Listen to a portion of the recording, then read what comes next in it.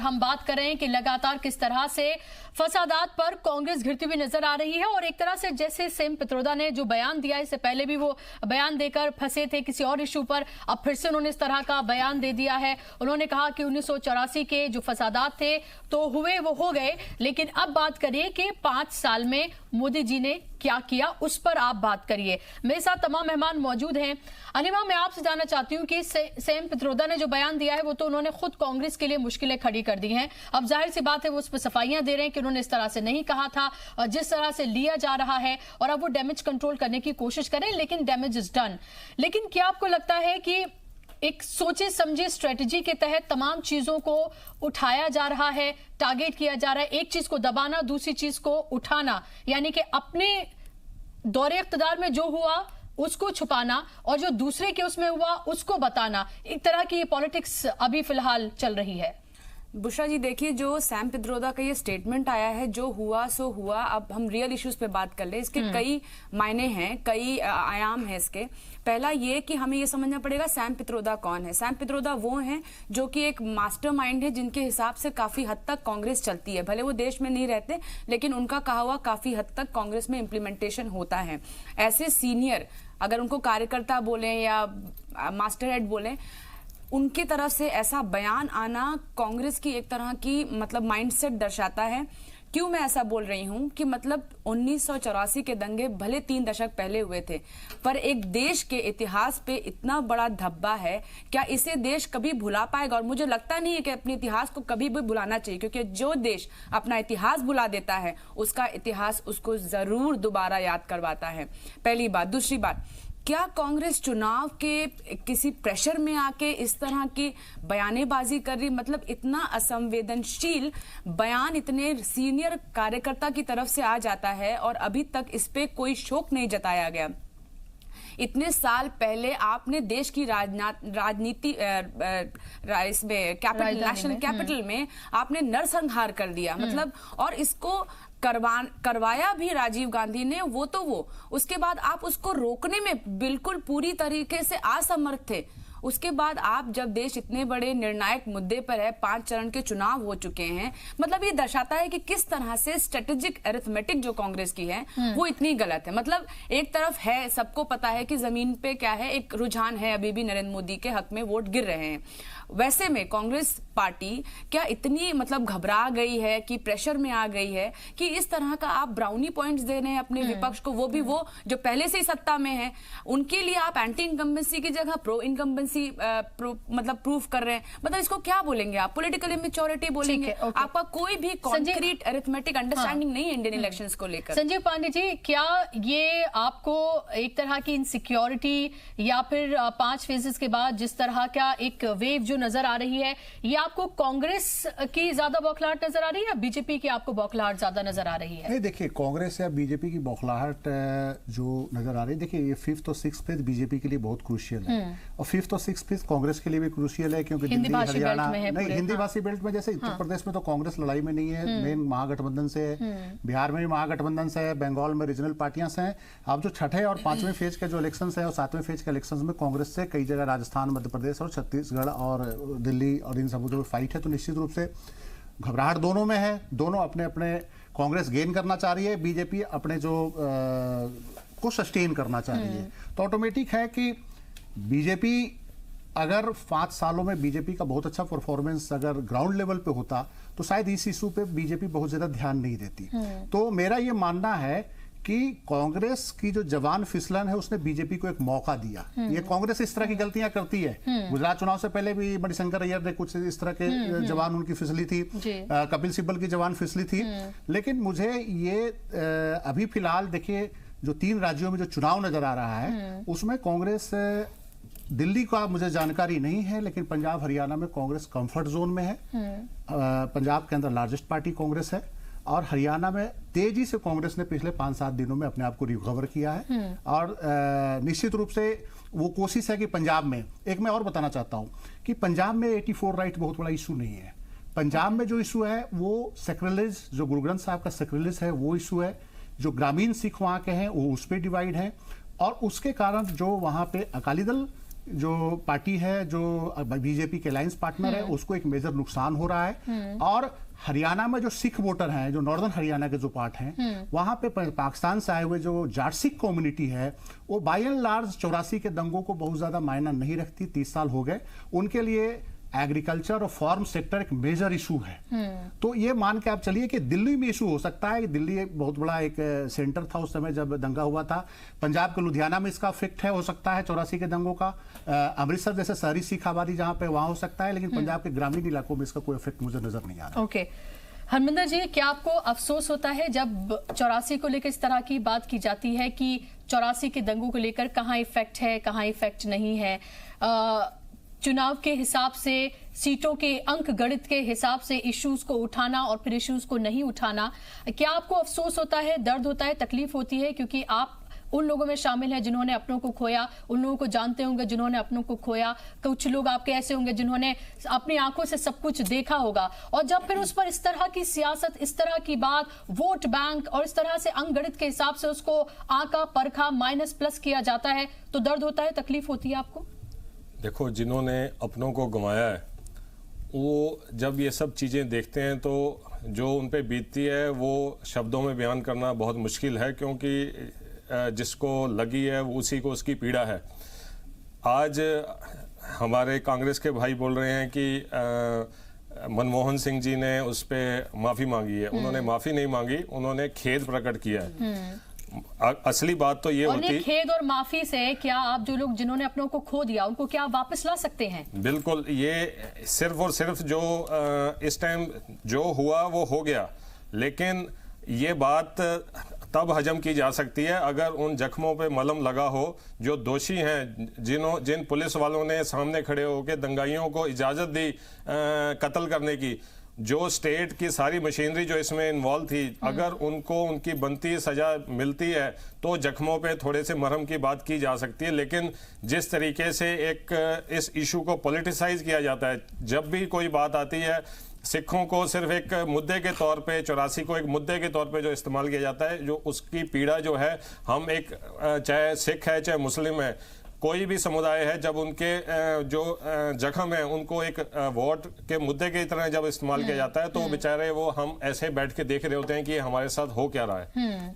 जाहिर सी बात है कि बेहद तकलीफ की ये बात होती है, बेहद तकलीफ से तमाम लोग गुजरते हैं जब इस तरह से इसको अंक गणित में जोड़ घड़ा के ये देखा जाता है कि कहां से क्या फायदा है, अब इसे उठाना चाहिए और अब इसे नहीं उठाना चाहिए। अनिमा, जैसा कि हरवीर जी से कह रहे थे कि आप इसको चुनाव के मुद्दे, यही दिक्कत रही है, शायद यही कारण था कि आपको 34 साल लग गए जो उस सिख दंगों का सबसे बड़ा कल्प्रिट था उसको सजा दिलाने में। जैसा सैम पित्रोदा जी कहते हैं कि हम रियल इश्यूज पे बात करें, तो मतलब सिख समुदाय जो इस देश की शान है और देश के पुनर्निर्माण में उनका एक यूनिक कंट्रीब्यूशन है, तो क्या उस समुदाय पे इतने बड़े पैमाने पे नरसंहार हुआ, वो रियल इशू नहीं है, वो आपके लिए चुनावी मुद्दा है। रियल, आप फुल्का जी की बात को डिसमिस कर सकते थे, आप ये कह सकते हैं कि हाँ, सिख मुद्दे के लिए हम सबको अफसोसजनक होना चाहिए, बहुत ही गलत हुआ भारत के इतिहास में, इस पे हम बाद में भी बात कर सकते हैं, या इस पे हम जो नई सरकार बनेगी उससे हम एक जो प्रोसेस होता है उसको तेज करने का एक गुहार लगा सकते हैं।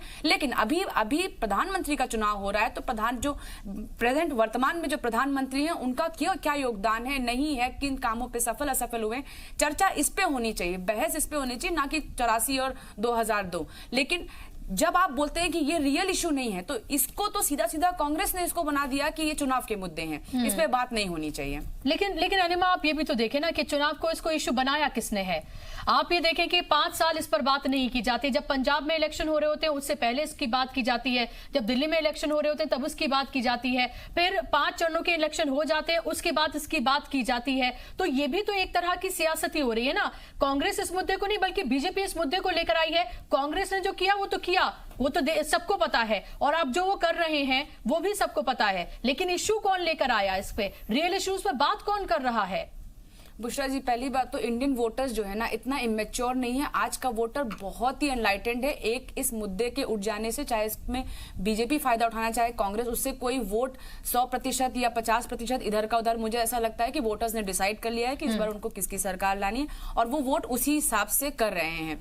जहां की मुद्दे ये आ रहे हैं कि आप मुद्दे उठा रहे हैं, इतने सीनियर कार्यकर्ता का इस तरह का बयानेबाजी, ये तो आप सीधा सीधा बॉल को डाल रहे हैं बीजेपी के कोर्ट में उनको आराम से खेलने के लिए। ये आपकी पॉलिटिकल इमेच्योरिटी दिखाती है। ये दिखाता है कि कितनी मिसअंडरस्टैंडिंग है आपको इंडियन इलेक्शंस लेकर। और आपने 40 साल इस देश में आप बहुत ज्यादा मौकों पर आप पूर्ण बहुमत में रहे हैं। ये कांग्रेस की नीति है। आगे आप कहते हैं अब होगा न्याय, इसका मतलब अब का क्या मतलब? आप 40 साल देश में राज कर चुके हैं, अब आप न्याय करेंगे। और क्या आपके उस न्याय में सिखों के साथ जो गलत हुआ, इतना बड़ा नरसंहार हुआ, उस पे न्याय की बात आप नहीं कर, उस पे आप इतना लूज स्टेटमेंट छोड़ देते हैं। ठीक है, अरशद आजमी साहब, आप मुझे बताइए कि इस बार तो आपका नारा है अब होगा न्याय। आप गरीबों की बात करते हैं कि गरीबों के साथ आप न्याय करेंगे, लेकिन लोग फिर आपसे ये सवाल भी तो पूछेंगे ना कि ये गरीब पैदा किसके किए गए हैं? सबसे ज्यादा अगर आप सत्ता में रहे, इख्तिदार में रहे, तो ये पैदा भी तो आपके किए गए हैं। अगर आपने तब सही से काम किया होता तो आपको ये नारा ही नहीं देना होता।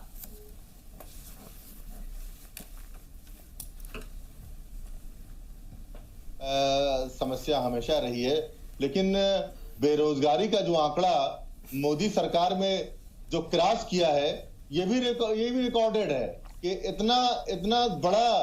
इतनी बड़ी नाकामयाबी जो इस 5 साल में हुई वो शायद कि कभी नहीं हुई। तो सवाल ये उठता है कि ये 5 साल तक बैठे हुए क्या कर रहे थे? अच्छा, 2 करोड़ चलिए 5 साल का तो आप हिसाब मांग रहे हैं, आपको मांगना चाहिए। एक अपोजिशन के तौर पर आपका हक है कि आप 5 साल का हिसाब मांगे, लेकिन आप ये भी तो बताइए, जब 5 साल का हिसाब मांगते हैं तो अपने पिछले किए गए कामों को भी तो गिनवा दिया करिए कि क्या किया क्या नहीं किया। आप 5 साल का हिसाब मानते हैं, 5 साल में कोई दुनिया थोड़ी बदल जाएगी, पूरा मुल्क थोड़ी बदल जाएगा। आपके पास तो बहुत वक्त था मुल्क बदलने का, सब कुछ बदलने का। आपने क्या किया? कितना बदला आपने मुल्क को? भाई, भारत देश के बारे में अगर ये कहा जाए कि भारत देश 5 साल पहले, मतलब भारत देश की क्या स्थापना हुई है क्या इन 5 सालों में? भारत देश विकसित हुआ है। भारत देश दुनिया के विश्व पटल पे भारत को जाना जाता है। ये 5 सालों में नहीं हुआ है। ये अपनी नाकामयाबियों को छिपाने के लिए पिछले 70 साल के हिसाब मांगने लगते हैं। सपेरों का देश बोला जाता था भारत को। इनके पास कोई ऐसे मुद्दे नहीं है। आप ही के 60-70 सालों की देन है जो इन्होंने करके दिखाए हो। युवा बिल्कुल वैसा ही है जैसे कांग्रेस कहती है कि इन 5 सालों में कुछ ही नहीं हुआ, बिल्कुल वो सिरे से एकदम खारिज कर देती है। वैसे ही बीजेपी ये कहती है कि इन 50-55 सालों में कुछ भी नहीं हुआ और इन 5 सालों में उन्होंने पूरे मुल्क की काया पलट के रख दी। पहले सपेरों का देश था बिल्कुल 2009 तक, 2014 तक, 2014 के बाद अब पता नहीं किस तरह से जाना जाता है। आप भी तो मनोज जी रियलिस्टिक होकर बात किया करिए। अगर आप कांग्रेस पर इल्जाम लगाते हैं, चलिए इल्जाम लगाइए, लेकिन रियलिस्टिक होकर तो बात करिए कि आप 5 साल पहले आपने जहां से तालीम हासिल की है, मैंने तालीम जहां से हासिल की, हम जो तमाम लोग यहाँ बैठे हुए हैं जिन्होंने जिन इंस्टीट्यूट से तालीम हासिल की है, क्या वो 5 साल में बने हैं? निश्चित रूप से 5 साल में नहीं बने। हाँ।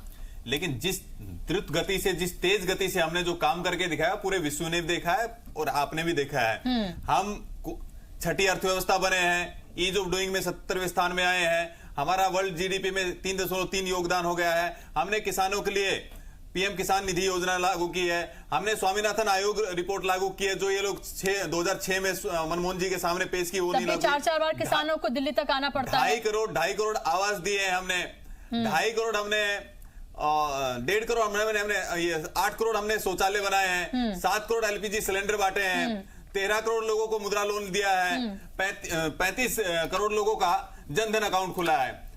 देश में स्वच्छता का जो दायरा था 40%, वो अब 90% हो गया है। ओबीसी आयोग को संवैधानिक दर्जा दिया गया है। अनगिनत फहरिस्त है, आप गिनाते रहिए।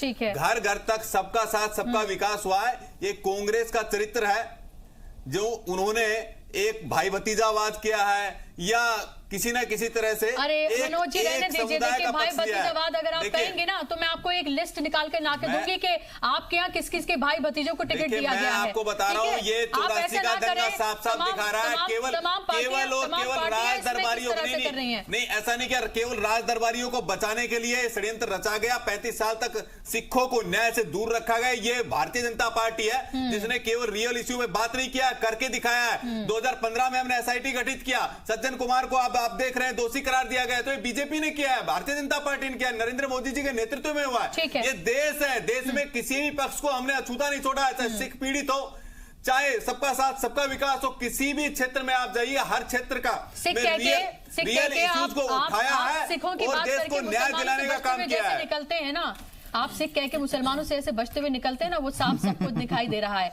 सिख आप करते रहिए और मुसलमानों से आप बचते रहिए। देखिए, मैं आप सबका साथ सबका विकास पर जिस तरह से आपकी जबान थोड़ी लड़खड़ाई थी ना, उससे पता चल गया था। नहीं, लड़खड़ा नहीं रहे। मुझे एक भी योजना भारतीय जनता पार्टी की मुझे बता दीजिए जिसमें हमने भेदभाव किया हो, हमने पक्षपात किया हो, कोई भी योजना। क्या वो 10 करोड़ तो शौचालय मिले हैं देश में, क्या उनमें भेदभाव किया? क्या हमने जो 2.5 करोड़ आवास दिए वो उनमें किसी के साथ भेदभाव हुआ क्या? आप मुझे बताइए।